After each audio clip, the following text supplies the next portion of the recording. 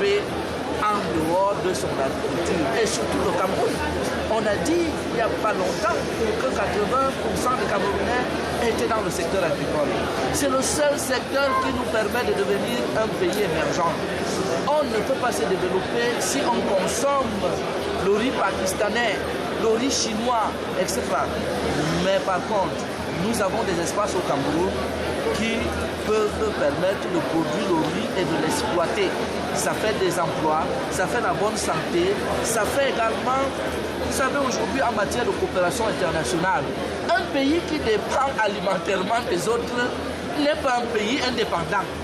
Parce que si les autres ferment l'embargo, eh bien vous êtes perdus. Donc c'est important que le Cameroun contourne cette affaire. C'est une merveille le Cameroun. On cultive partout, etc. Est-ce que vous savez qu'Israël c'est un désert? Un désert, mais on produit là-bas combien de fois au Cameroun? Donc je pense que cette initiative est valorisante. Nous sommes à quelques mois du comice agro-pastoral qui est la fête des paysans. Le premier comice au Cameroun a eu lieu en 1960 à Kwaptamo, dans le Noun. L'idée principale était de valoriser l'agriculture locale, de valoriser le monde paysan. Et en sociologie rurale, c'est le monde paysan qui tient la ville. Si vous fermez l'exportation, le travail des bails Amsterdam, tout le monde meurt parce que personne n'ira au bureau. Pour la simple raison que pour rester au bureau, il faut avoir un ventre garni, parce que le ventre affamé n'a point de Le commerce a émis quand même une crainte sérieuse tout à l'heure, à savoir qu'une telle initiative ne soit un épiphénomène.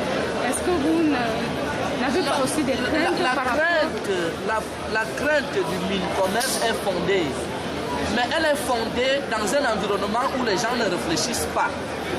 Là où les gens réfléchissent, tout est programmatique. On programme. On sait au Cameroun qu'on ne peut pas compter sur autre chose que l'agriculture.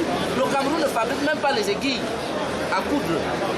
Par contre, l'agriculture, le cacao, le café, la banane, plantain, le riz, etc. permettent de créer les emplois à court terme. Donc c'est ça le problème. Il faut planifier cela et valoriser. Ne pas détourner. Ne pas voler. Vous vous souvenez des tracteurs indiens? Ça aurait pu servir déjà aujourd'hui. Il faut que les gens soient au travail. Le président a dit depuis 20 ans de consommer camerounais. Mais on ne consomme pas camerounais.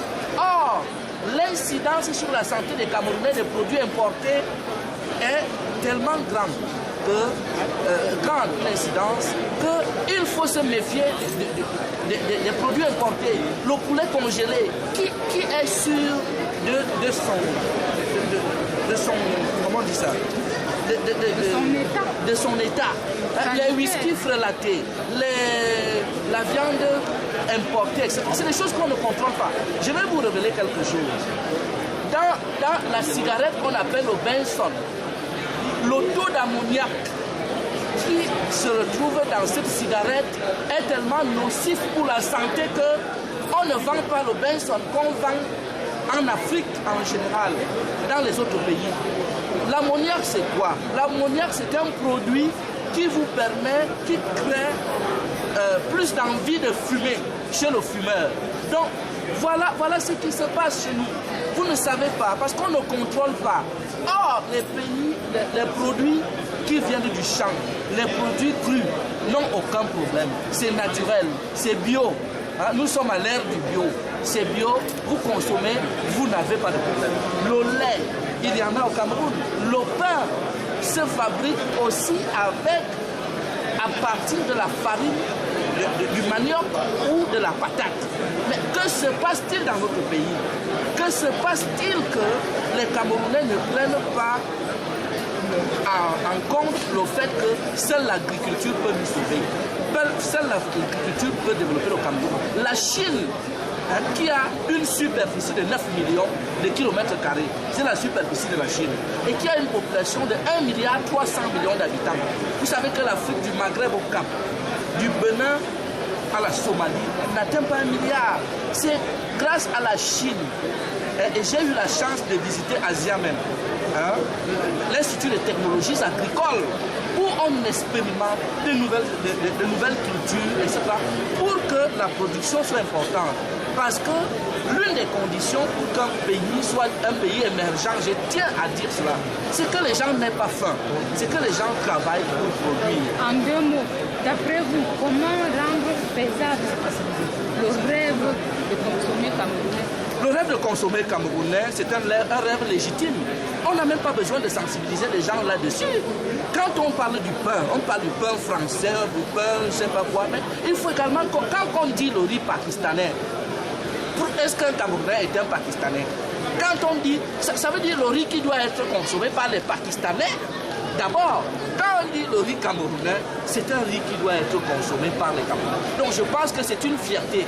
Malheureusement, la condition psychologique de l'Africain fait que l'Africain ait honte de ce qui vient de lui. Nous avons honte de manger en public les produits de chez nous pour consommer des produits qui ne peuvent pas nous permettre d'être intelligents. Je vous ai dit dès le départ que les gens sont intelligents en fonction de ce qu'ils consomment. Donc si nous consommons des choses qui ne nous concernent pas, on va devenir pas du tout intelligent. Et si vous regardez bien aujourd'hui, vous allez vous rendre compte que de moins en moins les gens deviennent intelligents parce qu'ils ne consomment pas le macabo, ne consomment pas le bâton de manioc, ne consomment pas ce qui rendait les autres intelligents. Donc je pense que si nous voulons devenir intelligents, nous devons nous approprier notre alimentation. Il n'appartient pas aux autres de nous imposer ce que nous devons consommer. Nous devons même attirer l'attention des pouvoirs publics pour que le Cameroun ne soit pas un pays où on vient expérimenter les choses qui sont congelées, fabriquées ailleurs, etc., qui nous donnent tant de maladies.